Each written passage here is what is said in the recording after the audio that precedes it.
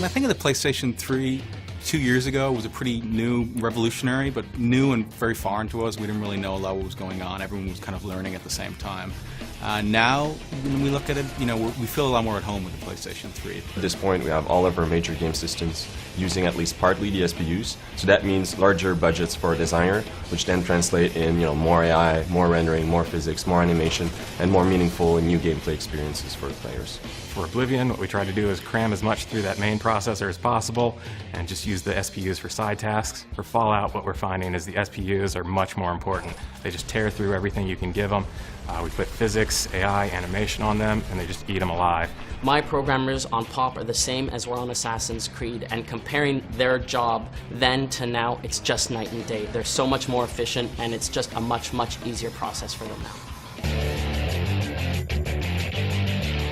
Sony made a couple of very forward-looking decisions with the PlayStation 3. One is that we don't have to worry about disk space. We have a lot of storage capability that's going to be very useful for Far Cry 2, especially for user-created content. One of the best things about the PlayStation 3 is that every single one comes with a hard drive. It's very helpful for us as developers to know we can rely on fast access to all our data. And the fact that the Blu-ray disc just has effectively infinite storage capacity compared to the competitors just means it's one less thing we have to worry about. It's one more thing that makes development on the PlayStation 3 forgiving and easy. We are really excited about the potential of the PS3 because we have a lot of ideas internally, and on top of that we've just started the collaboration with Industrial Light and Magic, and we really want to push the technology further in games, and this is something that the power of the PS3 hopefully will make possible. Having released as Treyarch now 2 PlayStation 3 games, we now know the power of the system.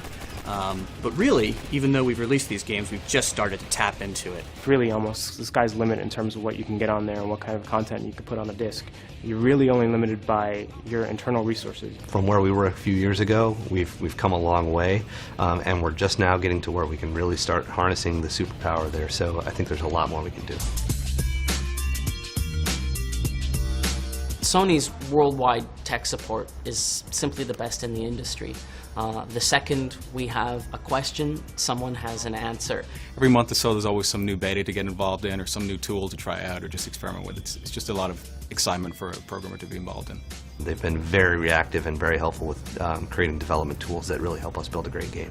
Not only are we getting regular updates from Sony, where we've been able to leverage those for the game, the tech support's been great, and it's really helpful during our development. The Sony support engineers are sick of hearing from me, probably, but they still answer my requests every single day. They offer us a tremendous amount of help.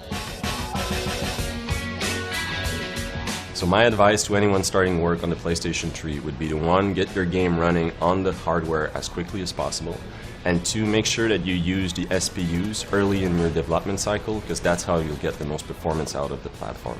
It's really just a gold mine. The more you hack away at it, the more treasure you're going to find underneath the surface. The more power, speed, memory, everything. It's a really powerful system, and if you have really creative individuals and really great engineers working for you, you're going to be able to do great stuff.